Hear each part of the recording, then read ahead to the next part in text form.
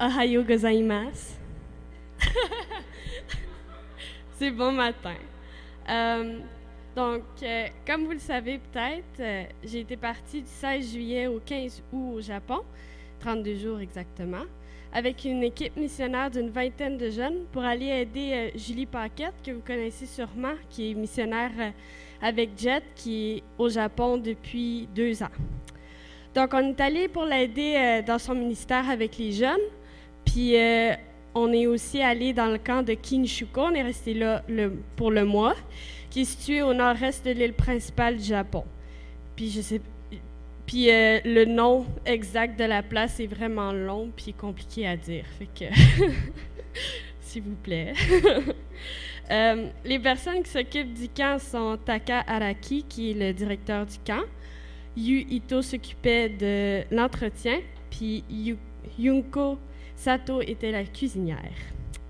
Pendant notre séjour, on travaillait 8 heures par jour, donc 20 heures par semaine. Puis on a, entre autres, coupé du bois pour 5 ans de chauffage, fait des marches dans une montagne pour permettre aux personnes plus âgées de monter. On a aussi donné nos témoignages à des jeunes Japonais. Puis on a fait l'entretien du bâtiment, donc le ménage, de la rénovation un peu, puis la vaisselle, etc. Et plus encore. Si on calcule tout le travail qu'on a fait, on a épargné aux gens du camp au moins 2 ans de travail. Alors, ils étaient vraiment reconnaissants, puis ils étaient reconnaissants aussi aux églises et aux parents qui ont envoyé leurs jeunes pour travailler. Ils étaient vraiment reconnaissants. Pendant le voyage, Dieu m'a montré qu'il n'y a pas d'endroit trop loin pour lui. Puis s'il nous veut à un endroit, il va s'organiser pour qu'on puisse y aller. Genre, il va nous donner les moyens financièrement et aussi physiquement.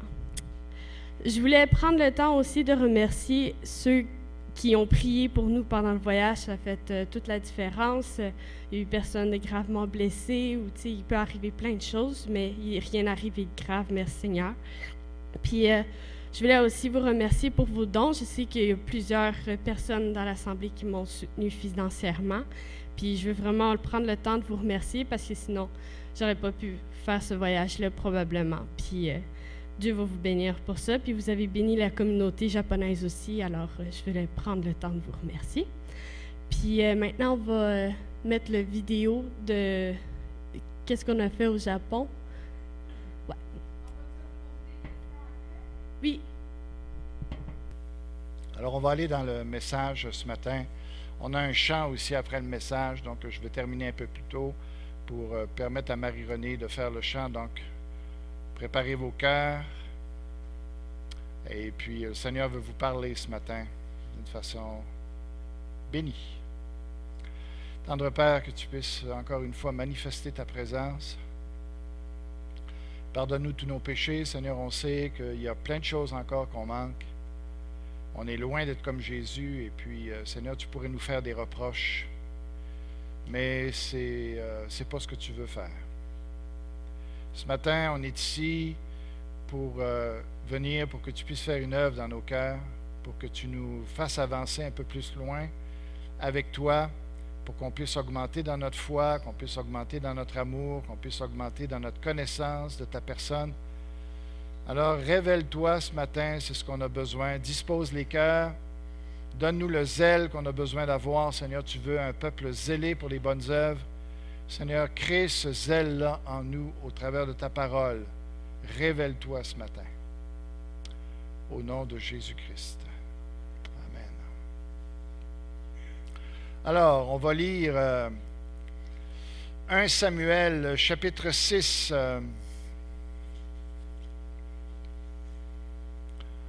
1 Samuel, chapitre 6. L'arche de l'Éternel fut 7 mois dans le pays des Philistins.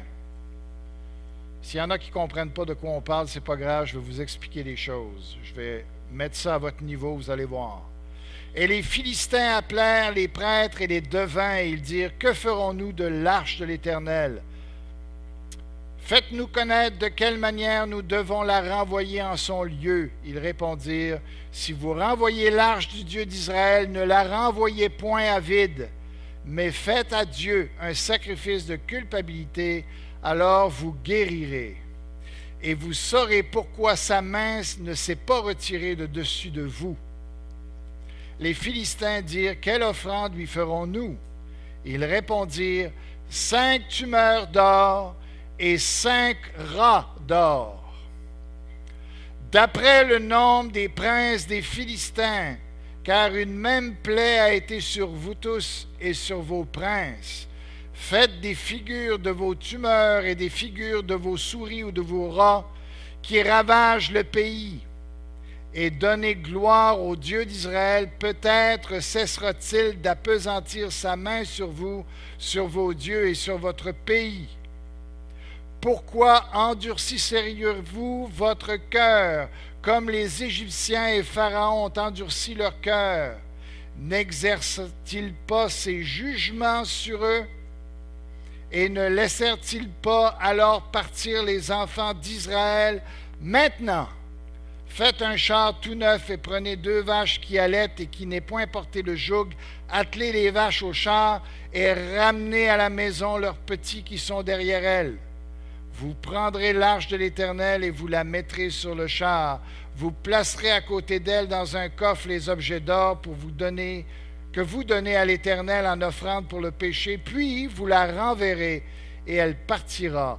Suivez-la du regard. Si elle monte par le chemin de sa frontière vers Beth-Shemesh, c'est l'Éternel qui nous a fait ce grand mal. Sinon, nous saurons que ce n'est pas sa main qui nous a frappés, mais que cela nous est arrivé par hasard. » Ces gens firent ainsi. Ils prirent 2 vaches qui allaitaient et les attelèrent au char, et ils enfermèrent les petits dans la maison. Ils mirent sur le char l'arche de l'Éternel et le coffre avec les souris d'or et les figures de leurs tumeurs. Les vaches prirent directement le chemin de Beth-Shemesh. Elles suivirent toujours la même route en mugissant. Et elles ne se détournèrent ni à droite ni à gauche. Les princes des Philistins allèrent derrière elles jusqu'à la frontière de Beth-Shemesh. Les habitants de Beth-Shemesh moissonnaient les blés dans la vallée au mois de juin. Ils levèrent les yeux, aperçurent l'arche et se réjouirent en la voyant. Le char arriva dans le camp de Josué à Beth-Shemesh et il s'y arrêta. Il y avait là une grande pierre, on fendit le bois du char et l'on offrit les vaches en holocauste à l'Éternel. Les Lévites descendirent l'arche de l'Éternel et le coffre qui était à côté d'elle et qui contenait les objets d'or, et ils posèrent le tout sur la grande pierre. Les gens de Beth-Shemesh offrirent en ce jour des holocaustes et des sacrifices à l'Éternel. Les 5 princes des Philistins, après avoir vu cela, retournèrent à Écron le même jour. Voici les tumeurs d'or que les Philistins donnèrent à l'Éternel en offrande pour le péché. Une pour Asdod, une pour Gaza, une pour Ascalon, une pour Gath, une pour Écron, leurs 5 villes. Il y avait aussi des souris d'or, selon le nombre de toutes les villes des Philistins appartenant aux 5 chefs, tant des villes fortifiées que des villages sans murailles. C'est ce qu'atteste la grande pierre sur laquelle on déposa l'arche de l'Éternel et qui est encore aujourd'hui dans le champ de Josué de Beth-Shemesh, au temps de l'auteur qui a écrit le livre. L'Éternel frappa les gens de Beth-Shemesh. Lorsqu'ils regardèrent l'arche de l'Éternel, il frappa. Le chiffre ici, il y a peut-être un problème avec les copies, 70 hommes parmi le peuple. Et le peuple fut dans la désolation parce que l'Éternel l'avait frappé d'une grande plaie. Les gens de Beth-Shemesh dirent, « Qui peut subsister en la présence de l'Éternel, de ce Dieu saint? Et vers qui l'arche doit-elle monter? » En s'éloignant de nous, ils envoyèrent des messagers aux habitants de Kirjath-Jarim pour leur dire, « Les Philistins ont ramené l'arche de l'Éternel, descendez et faites-la monter vers nous. » Alors, si nous avions à définir l'Église, si nous avions à donner un nom à l'Église, comment est-ce qu'on le désignerait l'Église?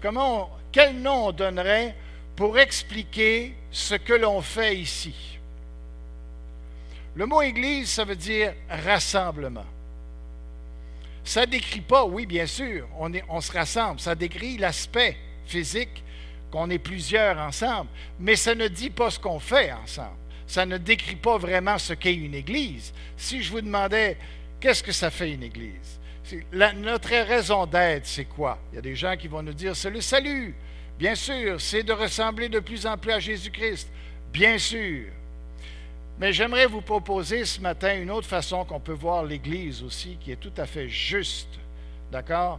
Et on pourrait appeler l'Église l'Institut de gestion interpersonnelle. D'accord? L'IGI. Rappelez-vous de ça.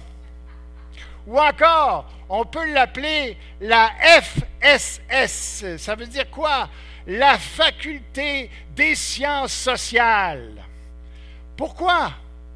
Je suis très sérieux et je crois que c'est ça que le texte ici est en train d'enseigner.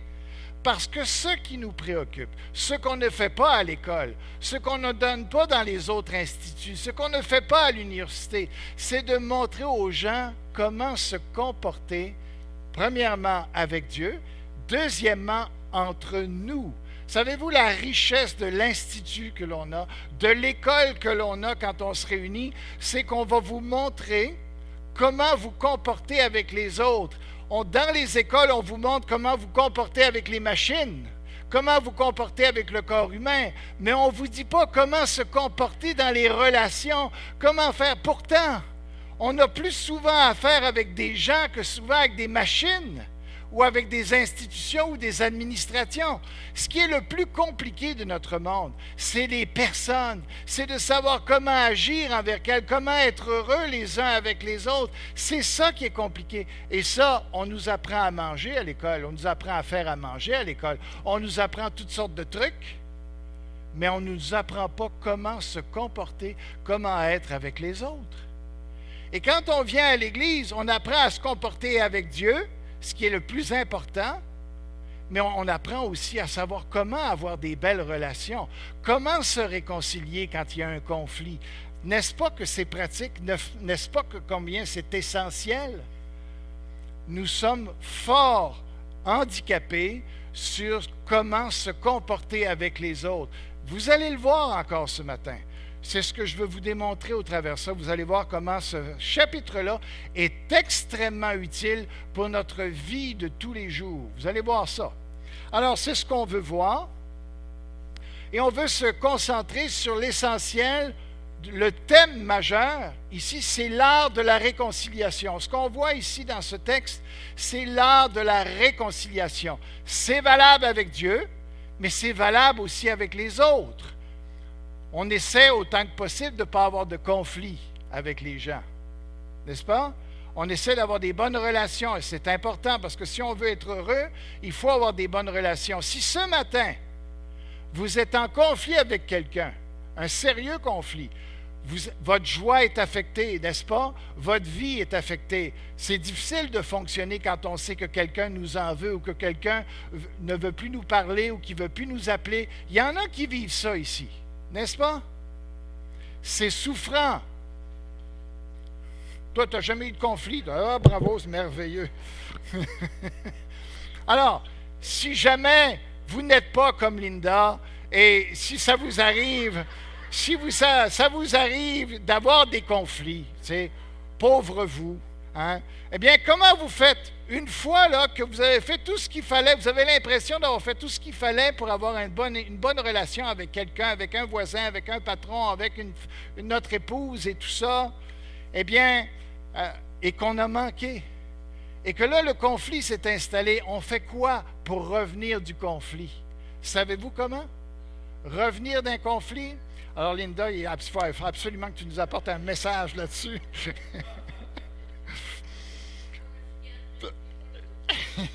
Bon, ben c'est bien, merveilleux. Alors, ici, ce qu'on voit, d'abord, les inconvertis, les Philistins, okay, les gens qui ne connaissent pas Dieu, qui ne sont pas le peuple de Dieu. Comment eux ont offensé Dieu, on va regarder ça. On va regarder maintenant comment le peuple de Dieu aussi a offensé Dieu. On voit les deux situations. Mais l'emphase n'est pas sur l'offense qu'ils ont fait.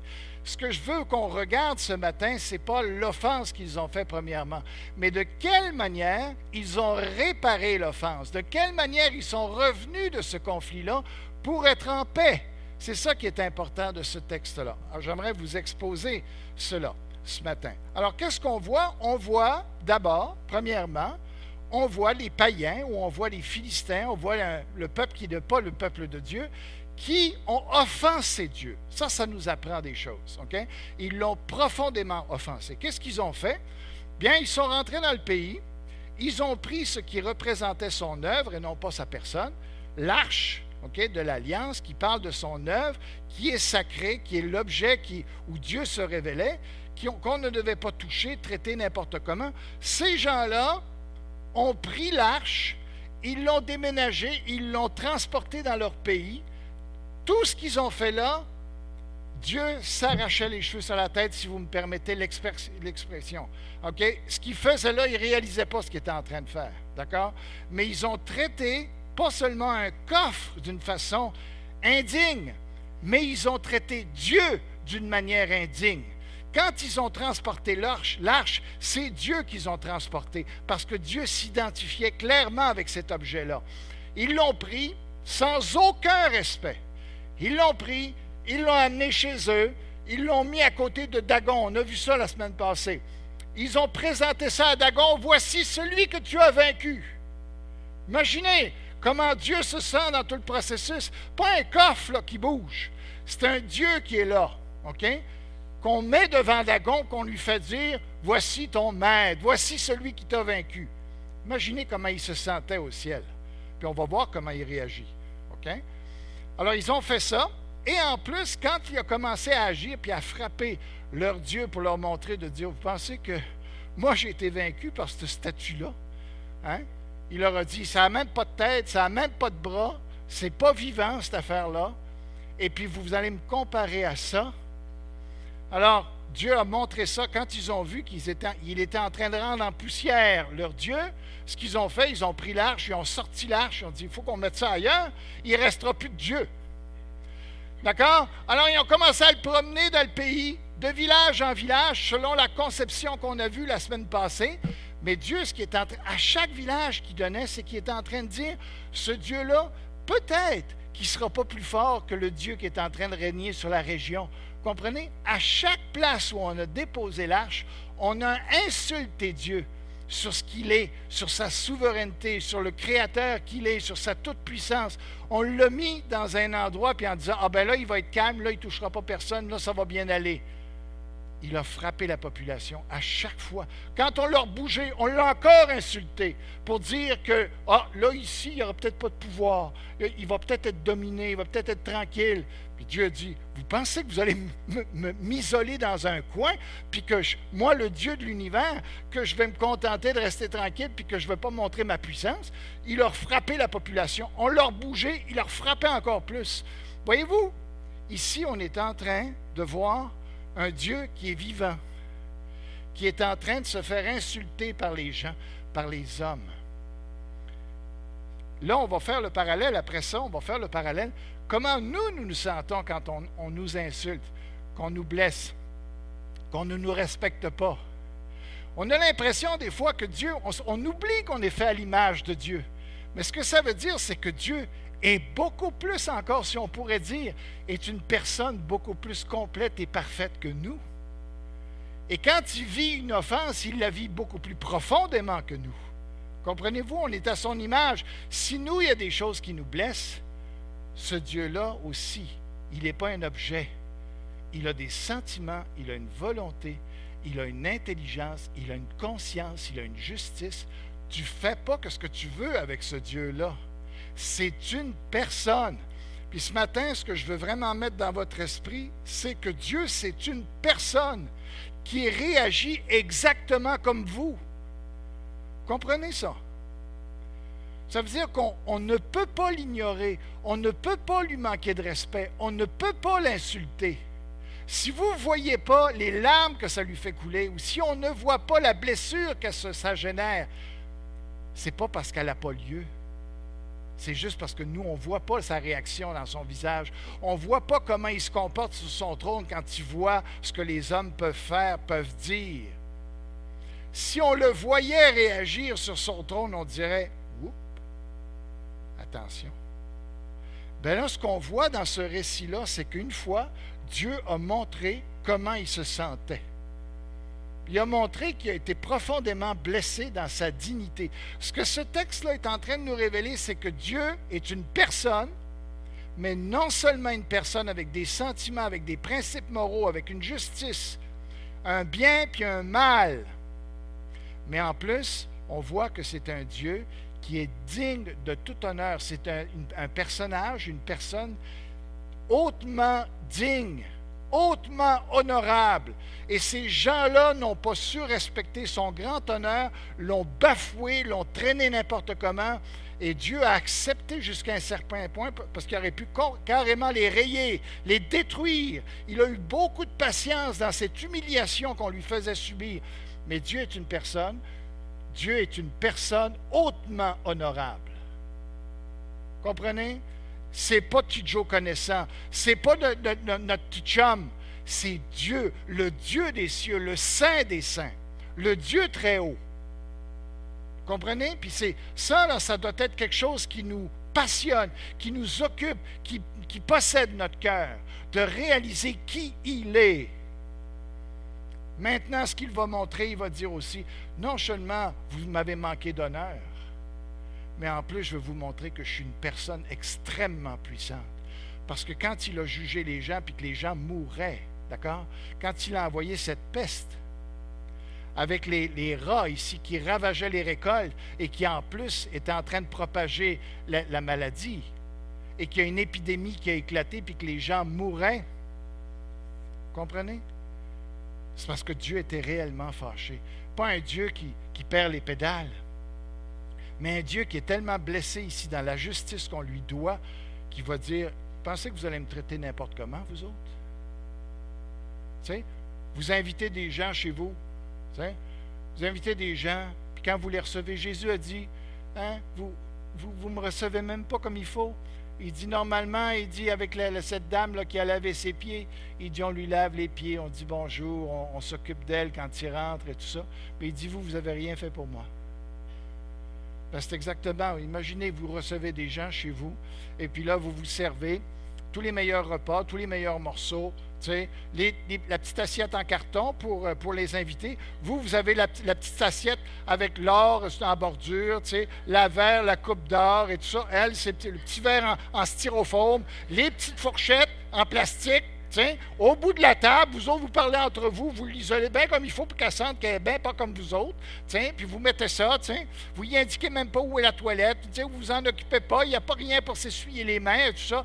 Elle est bienvenue chez vous. Comment est-ce qu'elle va se sentir? Là, tout de suite, on comprend, on dit, ben, ça se fait pas, ça, voyons, on va lui donner ce qu'il y a de meilleur, on l'invite chez nous. On va faire qu'elle soit bien traitée, puis on va lui donner le meilleur. Mais qu'est-ce qui arrive si on se fout de la personne, puis qu'on la bafoue comme ça, puis qu'on ne s'en occupe pas, puis qu'on lui manque de respect? Là, on comprend dire, hey, on ne fait jamais une affaire de même. Ça ne se fait pas. On sortirait, nous autres, à l'épouvante, puis on dirait, jamais plus que je reviendrai ici. Jamais plus que tu m'inviteras. N'est-ce pas? Comment on est, nous? Et nous autres, on pense qu'on peut faire n'importe quoi avec Dieu, puis il doit revenir pareil. On n'a pas cette conscience-là que c'est une personne. On le traite souvent n'importe comment. Même dans nos façons de prier, dans nos façons de lire de la parole de Dieu, dans la façon de venir à l'Église. On n'a pas conscience de cette grandeur-là. C'est une chose pour nous. Quelqu'un qu'on peut traîner partout, qui devrait nous bénir. On va à l'Église, il va nous bénir. C'est pas comme ça. On le blesse. On le blesse souvent. Puis la plupart du temps, je vais vous dire, il se retient. Il regarde à Jésus et il dit, ah, OK. Toi, tu as payé le prix. Toi, tu m'as honoré. C'est pour ça que je vais accepter bien des choses. Parce que toi, tu m'as honoré. C'est que voyez-vous, Il y a un conflit sévère entre Dieu et ces gens-là. Et là, le jugement a fait qu'ils ont pris conscience et qu'ils ont dit « Wow, on ne peut plus le garder chez nous, il n'y a plus personne qui va rester en vivant. On va le renvoyer. » Mais là, il y avait une façon de régler la situation. On ne pouvait pas juste comme ça se débarrasser de Dieu. Savez-vous comment Dieu est une personne qu'on a besoin de faire attention de quelle manière on s'en occupe? Ils ont fait venir leurs plus sages, ils ont fait venir leurs plus grands, les gens qui étaient les plus intelligents, qui connaissaient les choses spirituelles avec les faiblesses qu'ils avaient. Puis on dit, on fait quoi avec ce Dieu-là? Là, on a réalisé qu'on l'a maltraité. Mais comment on va faire maintenant pour qu'il puisse être en paix avec nous puis qu'on puisse guérir? C'était sérieux, là.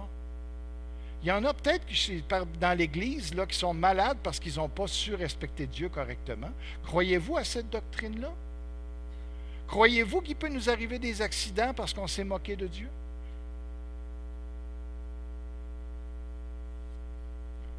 Alors là, ils ont dit, bien, on fait ça comment, le renvoyer chez lui là, pour qu'il soit content? Là, on a compris. Alors là, ils ont les devins puis les prêtres, ils ont dit, là, si vous le renvoyez, là, pas à vide, hein? Faites pas comme si il ne s'est rien passé, là. Écoutez ce que je dis, là. Parce que ça va s'appliquer à nous, là. Faites pas comme s'il n'y avait rien, là, que vous n'avez rien fait, là. On l'a déménagé, oh, il est susceptible. C'est un orgueilleux, puis il faut faire attention, monsieur. Il faut le prendre avec des pincettes. Fait que là, non, vous ne le renvoyez pas à vide, là. Vous avez fait des dommages à ce Dieu-là. Vous avez endommagé sa réputation.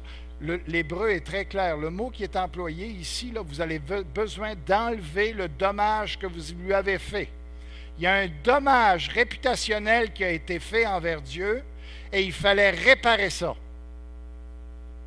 Alors, ils ont dit, vous allez prendre un char. Là, ils ont compris une chose. Ce Dieu-là, attention, ce n'est pas n'importe qui. Vous n'allez pas prendre un char comme on sert pour n'importe quoi d'autre. Vous allez prendre un char neuf qu'il n'y a jamais personne qui a utilisé, ça, parce qu'il faut qu'il soit consacré, ce char-là. Parce que c'est un Dieu, ça montre comment Dieu est transcendant, comment est-ce qu'il est au-delà de tout ce qu'on a ici, tout ce qu'on est ici.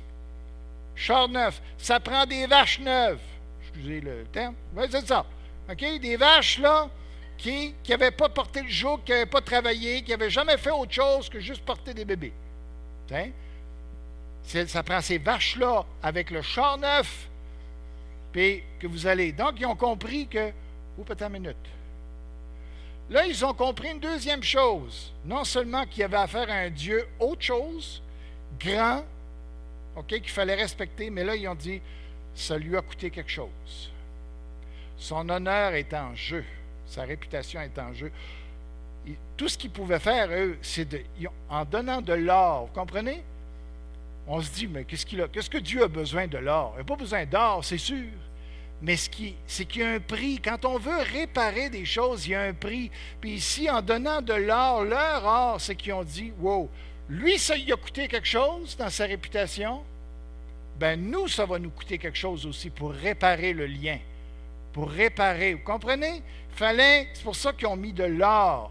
Fait qu'ils considéraient qu'il y avait un prix au dommage qui avait été causé. Il y avait des bris, il y avait un prix qui était impliqué. Vous comprenez, là? L'or, pourquoi c'était important de le faire? En plus, il fallait que ça représente non seulement les tumeurs, mais il faut aussi que ça représente les souris, les rats, OK? Qui avaient causé la peste puis causé les ravages. Pourquoi? Parce qu'en faisant ça, il disait, il n'y a personne d'autre que toi qui est responsable de ce qui s'est passé dans le pays. Il reconnaissait que l'action qui avait été faite, c'était causée par Dieu. La cause à effet, il l'a reliée, puis il glorifiait Dieu de cette manière-là. Les malheurs qui nous ont frappés, qui auraient pu nous anéantir, ça ne venait pas du hasard, ça venait de Dieu. Puis ça, Dieu voulait qu'ils reconnaissent ça. Il voulait qu'il y ait un Dieu qui était à part de Dagon puis de tout ça. Il voulait aussi qu'ils connaissent que moi, j'ai subi un coup, j'ai subi un prix, j'ai des dommages. Vous allez réparer ça. en plus de ça, vous allez reconnaître que c'est moi qui vous a jugé. OK? Et là, ils ont renvoyé ça. Et là, de la manière que ça a été fait, ils se sont arrangés que les vaches, quand ils s'en aillent, ils n'auraient jamais été dans ce pays-là. Pourquoi? Parce qu'ils n'ont jamais porté le joug. À partir du moment où on leur aurait mis un attelage sur eux, les vaches auraient dit « On ne veut rien savoir de ça. » Comprenez? Ils n'étaient pas habitués à ça. Fait qu'ils auraient rué, ils auraient parti sur leur bord, ils auraient refusé le joug. Ils n'étaient pas habitués à ça. Fait que juste le fait d'accepter le joug, ça montrait que Dieu mettait sa puissance, sa main sur les vaches pour les calmer. Le fait qu'ils ont retiré les veaux, puis les mettre dans la crèche. Les mères, elles, là, ils ne voulaient jamais aller dans l'autre direction. Tout le long, ils ont beuglé. Ils voulaient, on veut avoir, ils allaitaient les veaux. Ils n'auraient jamais été dans cette direction-là. Eux autres, tout ce qu'ils voulaient, c'est leur veau.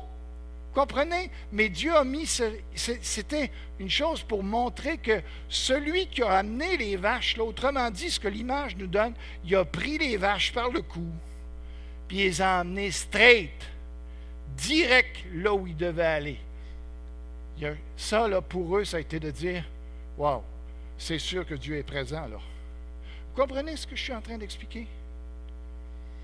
Alors, ils ont fait ce qu'il fallait pour se réconcilier. Ils ont payé un prix. OK? Ils ont reconnu leur faute. Et c'est comme ça que la situation s'est réconciliée. Maintenant, qu'est-ce qu'on voit après ça? Avec le peuple de Dieu. Au début, tout allait bien. Ils ont reçu. Première des choses qu'ils ont fait quand Dieu est rentré dans le pays, c'est une personne, OK, qui rentre dans le pays. Pas un coffre, là. Oubliez le coffre.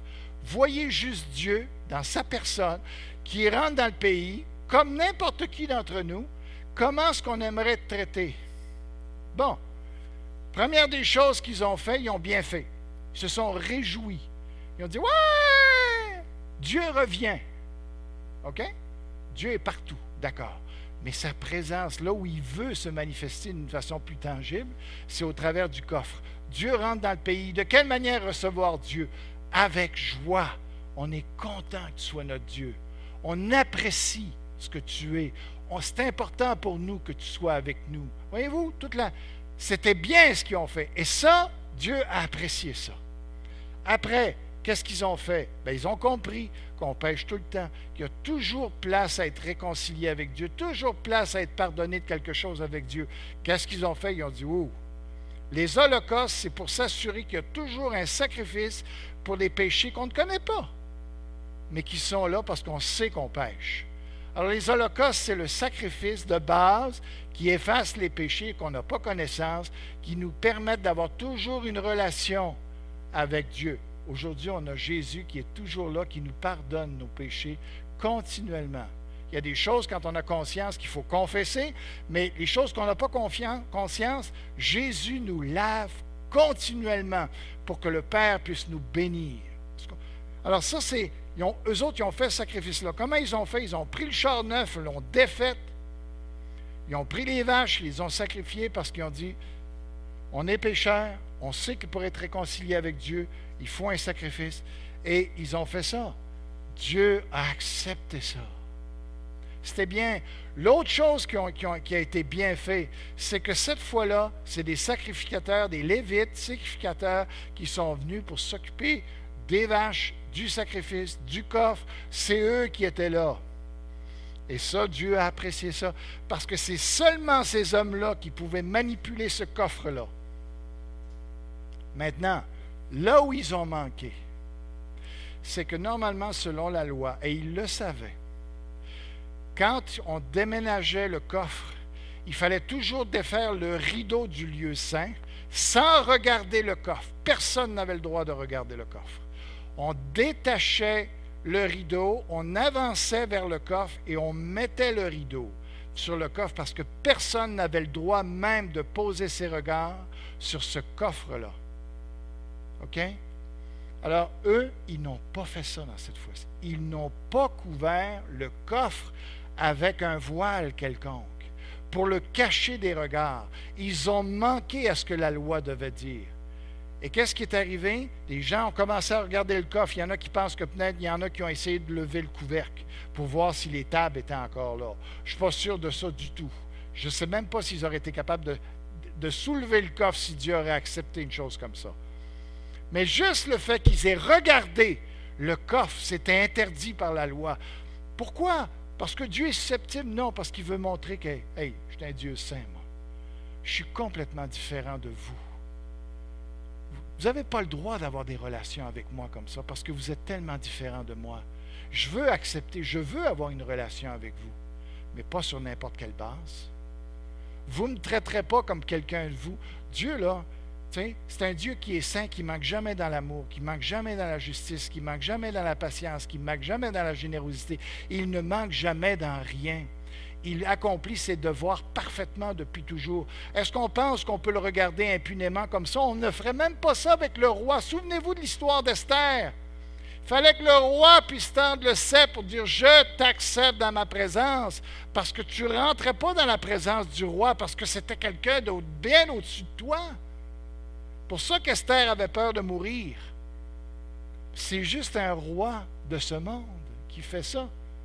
Imaginez le Dieu des cieux, l'univers qui a créé l'univers, qu'on le regarde impunément comme ça, comme si c'était n'importe qui.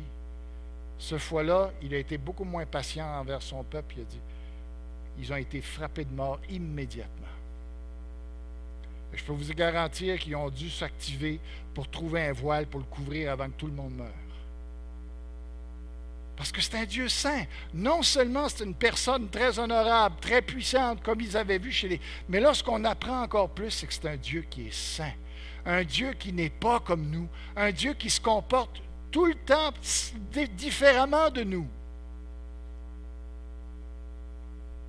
Alors, mais là, Dieu est offensé. Il y a des morts. Comment on va réparer la faute? Comment on va réparer la faute? Alors là, ce qu'ils ont fait, ils ont pris l'arche, ils ont dû la couvrir, puis ils l'ont envoyé dans une place, dans la maison d'un Lévite, qui lui avait le droit d'être en présence de ce coffre-là. Pas d'ouvrir le voile, mais au moins juste de le garder, et lui, il a été béni incroyablement.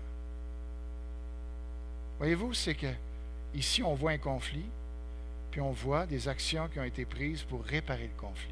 Maintenant, je m'adresse à vous. Maintenant, je veux qu'on soit concret on a vu de quelle manière, même si on a un conflit avec Dieu, comment régler le conflit avec Dieu? N'importe comment. Est-ce qu'il y a une place pour confesser nos péchés? Oui, bien sûr. Est-ce qu'il y a une place de reconnaître que Jésus a payé le prix, puis de vraiment s'humilier là-dessus, Seigneur? Je ne te demande pas juste pardon comme ça. Je reconnais que Jésus a subi ce que jamais aucun autre homme n'a subi, avec l'intensité qu'il a subi. Pour moi, je reconnais ce prix-là qui a été versé. Est-ce que j'ai besoin de faire une offrande à Dieu? Est-ce que j'ai besoin de donner de l'argent à Dieu pour dire, Seigneur, je suis content que tu me pardonnes. Je suis content que tu m'accueilles encore dans ta présence. Quel genre de sacrifice on fait? Comment est-ce qu'on paye de retour Dieu pour les offenses qu'on lui fait? T'sais, comment on répare notre communion avec Dieu? Réfléchissez à ça. Vous avez le Nouveau Testament, vous avez la Bible qui peut vous aider de comment on peut réparer notre relation avec Dieu, mais nous prenons Dieu très, très au sérieux. Maintenant, j'aimerais au moins le faire au niveau, parce que Dieu veut qu'on soit réparés les uns avec les autres. Okay? Parce que lui, il est avec nous. Ce que tu fais à l'un de ces plus petits d'entre les miens, c'est à moi que tu le fais. Donc, la plupart de cette gestion-là de réparage, OK? Des conflits, ça va se faire pas avec Dieu directement, mais ça va se faire entre nous. On a eu un conflit avec quelqu'un. Bon, comment il faut se comporter en tant que chrétien? Pour avoir, tu sais, pas de conflit d'abord. Ben, juste de sourire les uns aux autres, n'est-ce pas? Pas avoir l'air bête. Ça, c'est concret. Il y en a qui veulent adorer le Seigneur. Hein? C'est bien. Pas de problème à adorer le Seigneur, se réjouir, taper des mains. Mais si tu n'es pas capable de sourire à un frère, là, ta louange ne vaut pas cher. Okay? Ça commence, c'est du terre à terre. Souriant, bien disposé envers les frères et sœurs. Tu sais, Puis on leur parle, on est poli avec eux. On est gentil avec eux. Tu as des problèmes? Tu as mal? Oui, mais ce n'est pas la faute de l'autre. Tu sais, ça, là, ça transforme une église, ça transforme un évangile, ça. Quand on se voit, là, tu sais, on oublie nos problèmes. On se concentre sur l'autre, puis on veut établir une belle relation. On veut qu'il y ait une belle relation entre les frères et sœurs. Vous comprenez? C'est important. Puis ça, c'est avec nos voisins aussi. Hein? C'est avec les gens qui nous entourent. Juste d'avoir ce que n'importe qui reconnaît dans le monde. Ça veut dire quoi? Ça veut dire que quand tu as un rendez-vous, tu arrives à l'heure, tu arrives même avant l'heure pour dire à la personne, je te respecte. Je ne te ferai pas attendre. Tu es plus important que moi, je ne te ferai pas attendre. Tu as un engagement. Tu as un rendez-vous, tu es à ton rendez-vous. Moi, une fois, j'ai manqué un rendez-vous avec une coiffeuse. J'ai été la voir, j'ai dit, je m'excuse. J'ai sorti de l'argent, j'ai donné 20 $. J'ai dit, je te paye ma coupe. Elle dit, j'ai pas besoin, j'ai trouvé quelqu'un d'autre. Mais moi, dans mon cœur, ça me dit, c'est pas à toi de payer, parce que moi, j'ai manqué mon rendez-vous. Hein? J'avais une dette, moi, là. Cette personne-là avait besoin de son salaire. C'était pas sa faute que moi, j'ai oublié. C'était ma faute. Ben, je l'ai reconnu. Je me suis dit, puis le faire, ça fait que les prochaines fois, tu sais, je prends tous les moyens pour oublier mes rendez-vous avec la coiffeuse, je peux vous le garantir. Tiens, des fois, ça m'énerve même. Là, j'ai dit, tu oublies. Tiens. Mais, comprenez-vous? C'est que si on a donné notre parole, si on a, tu sais, bien, il y a des choses à réparer. Je vais prendre juste l'image d'une tondeuse. Non, mais vous riez, là. Mais, tu sais, bien des fois, là, ce qu'on voit, là, c'est que le gars prend la tondeuse de l'autre. « Hey, frère, il n'y a pas de tondeuse qui marche. Tu me prêterais-tu ta tondeuse? » Hein, le frère, bien content d'aider. « Ah oui, prends-la, je n'en ai pas besoin cette semaine. Prends ma tondeuse. » Prends la tondeuse, passe la tondeuse. Tu arrives à un moment donné, il y a un pieu de métal qui est là, que tu n'as pas vu, n'importe quoi. Passe là-dedans. Bing! L'hélice écroche. Le chaff. Là, tu essaies de partir ça. Après, ça ne part plus. Ça tombe plus. Là, tu te dis, oups, pas l'air. J'ai un problème. Il est cassé la tondeuse. Oh, c'est pas grave. Il est parti pour la fin de semaine à son chalet. M'en va le remettre là. Tu sais, avec un petit mot. Merci beaucoup. Tu sais. Laisse ça là. Tu sais. Il va peut-être penser que c'est lui qui l'a brisé. Bon, on n'est pas aussi pire que ça. On n'est pas aussi pire que ça. Mais moi, vont dire qu'il y en a une gang qui vont remettre la tondeuse là, puis ils vont avoir de la misère même à dire je m'excuse, je te demande pardon. Je l'ai brisé. Ou bien, s'ils le font, tu sais, le pieu, il y a eu un tremblement de terre. Au moment où je passais à la tondeuse, je te le dis, le sol a tremblé comme ça, puis j'ai vu monter mais c'était trop tard, la tondeuse était dessus. Je l'ai cassé. C'est pas vraiment ma faute. Tiens. Puis là, on le laisse là, ben, merci beaucoup. Un peu gêné quand même, là, tu sais. Un peu gêné. Merci beaucoup. Je m'excuse, je dis à la tondeuse. Puis, retourne chez vous. Hey, c'est fait là, toi. Il a payé sa tondeuse, puis il en prend soin de sa tondeuse. Qu'est-ce que tu dois faire? Tu dois négocier avec lui, dire, je fais quoi pour réparer ma faute? Pas de sa faute, il a voulu te rendre service. Quand on prête une auto, prends mon auto, on la ramène en accordéon. C'est pas grave, les assurances vont payer. Mais voyons donc. C'est quoi ça? Tu sais, il faut te dire combien je te dois. Tu sais, puis peut-être qu'il y a lieu d'acheter une nouvelle tondeuse, au moins de payer les morceaux, réparer dans l'état où elle était, ou de s'entendre avec le propriétaire, de dire, bon, écoute, quand je te l'ai passé, j'ai pris un certain risque. Je vais assumer une part du risque. Ça, c'est lui. Mais ça se négocie. C'est pas vrai qu'on peut laisser les affaires comme ça, qu'on ne répare pas les choses qu'on fait mal. Dieu n'accepte pas ça, puis on ne devrait pas accepter ça entre frères et sœurs. Ben, je vais vous dire, vous riez là, mais je vais vous dire qu'il y a bien des chrétiens que c'est ça qu'ils font. Qui font des erreurs, puis, ou quand c'est les enfants. Oh, les enfants. On a amené les enfants chez le frère. Tiens, mais ils ne sont pas élevés. Ils passent la main sur les bibelots, brume, les bibelots sont tout à terre, sont tout cassés. Ah ben, excuse, c'est notre enfant, il est bien agité, on lui donne un paquet de Ritalin pour le calmer, mais ça ne marche pas trop, il est vraiment agité. Hey, cette personne-là, là, a payé pour ses bibelots. Ça veut dire combien je te dois? Puis peut-être que j'ai besoin de pleurer avec elle parce qu'il y avait peut-être quelque chose d'affectif là-dedans. Mais c'est ça être un chrétien. Ça, là, si on fait ça, là, les gens vont dire, « Wow, c'est qui ton Dieu? J'aimerais ça le connaître. » Parce que de la manière que je vois comment tu respectes les autres, comment tu assumes tes responsabilités, comment tu répares ce que tu brises, bien, ce Dieu-là, moi, je voudrais le connaître.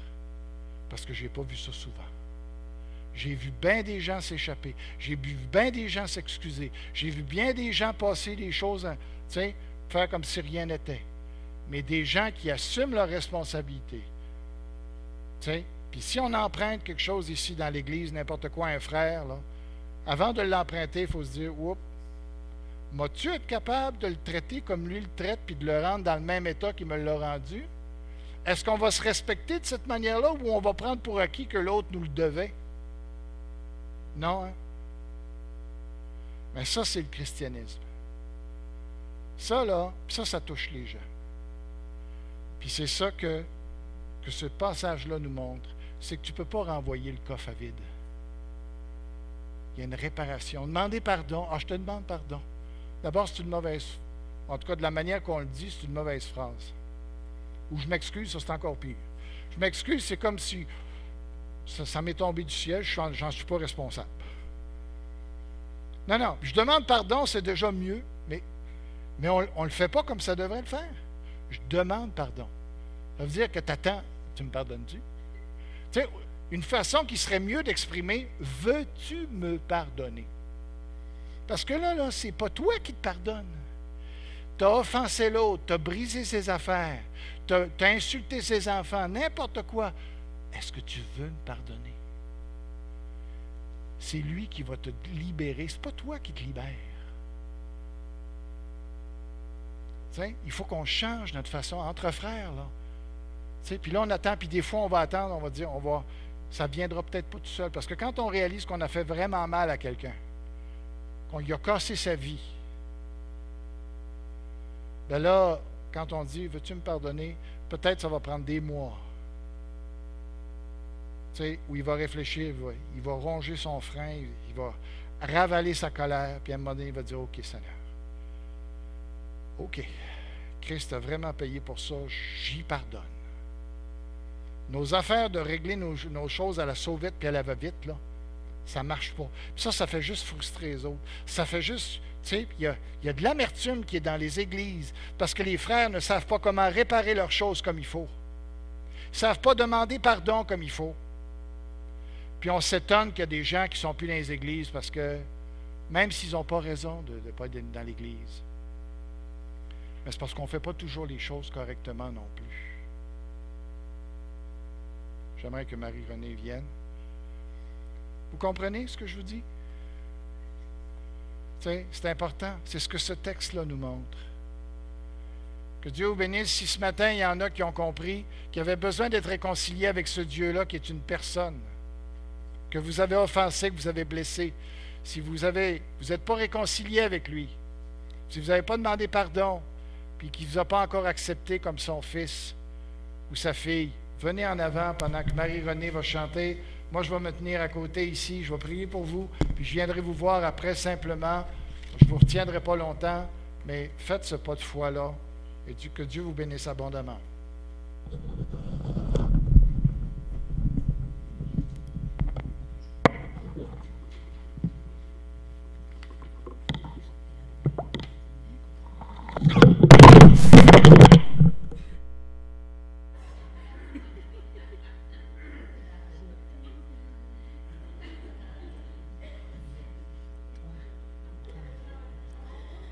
J'étais égaré à cause de mes péchés, mais Jésus-Christ m'a retrouvé.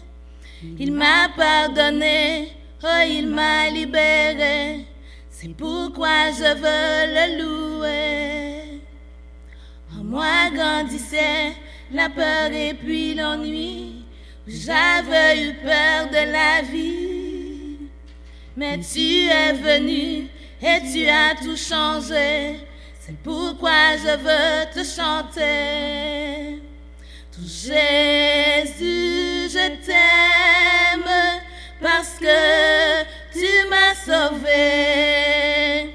Tu as pris mes peines, on t'a humilié pour moi sur la croix. Gloire à ton Saint-Nom béni.